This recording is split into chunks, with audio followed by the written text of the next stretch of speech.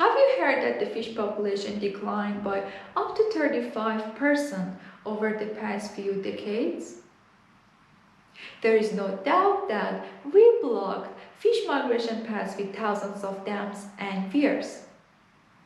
These barriers may be porous for some fish species or completely block their movements. Recognition of this problem has led to a significant investment in solutions, which was construction of different types of structures to help fish to pass barriers, which we call them fishways. But these structures are very expensive and governments need to spend millions of dollars on them. There are two key elements in the design of fishways. The first one is entrances that attract fish from river, and it is located at the very first of the structure, and then the body that allow and help fish to pass over the barriers.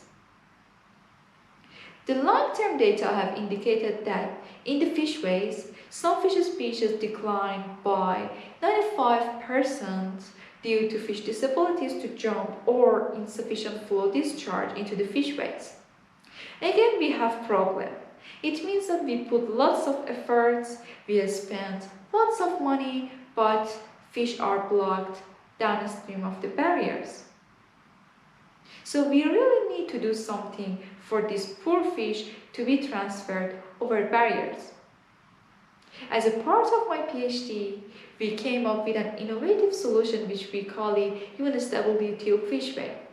This structure is highly cost-effective as it consists of pipes and also really efficient for different fish species. It is my pleasure also to collaborate with biologists as an interdisciplinary project which is currently under development in UNSW Water Research Laboratory. So as a part of this project, my PhD focuses on the new entrance structure to attract non-jumping fish species to a tube and then get them to the tube fishway.